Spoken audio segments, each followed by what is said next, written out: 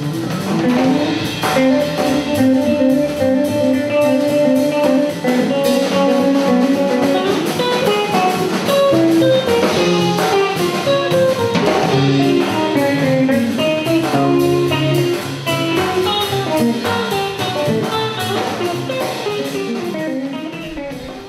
this is part 2 of how to use the Jazz Guitarist Signature Series to expand your improvisational vocabulary.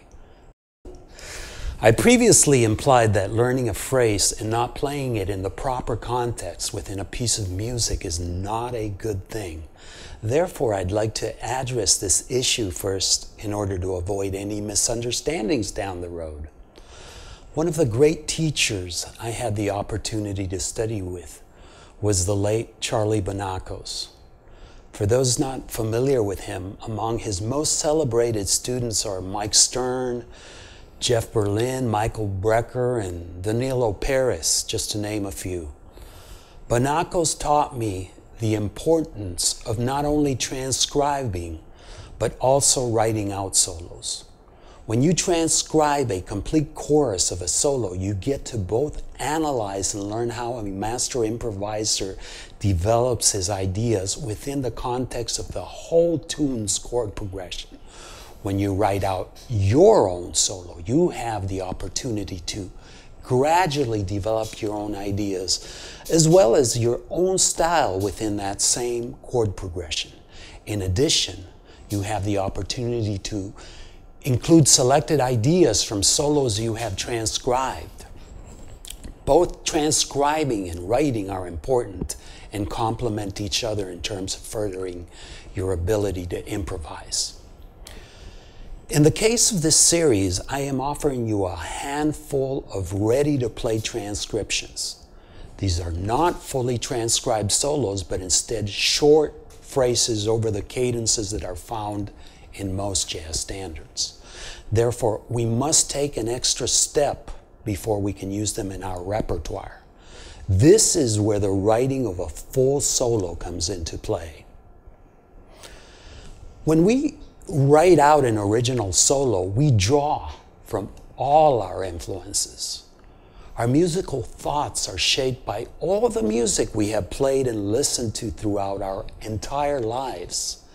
This especially includes any transcriptions that we've played over, because in doing so, we have created a mental model of how a smooth melodic line is developed over a set of given chords. So at the time of organizing our thoughts on paper by first writing out a solo, we should include phrases from different transcriptions in conjunction with other ideas we want to program into our vocabulary.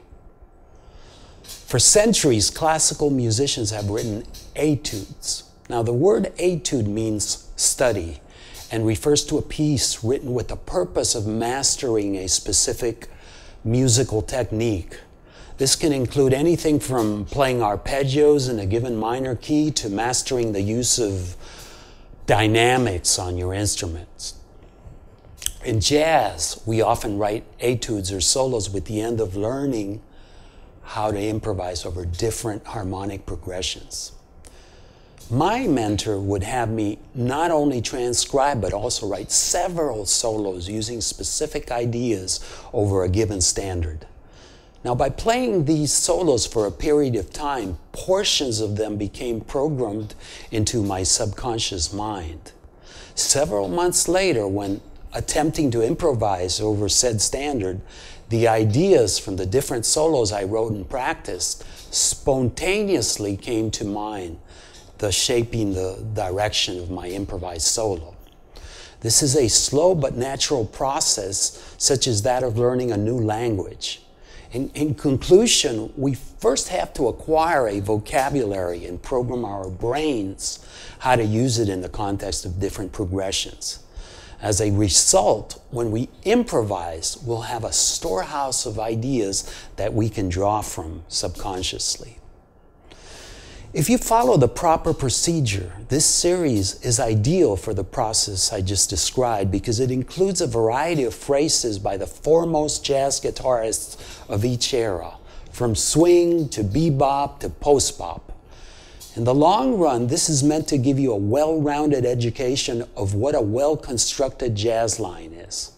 Of course, you can supplement and should supplement this with other transcriptions and ideas. The more, the merrier.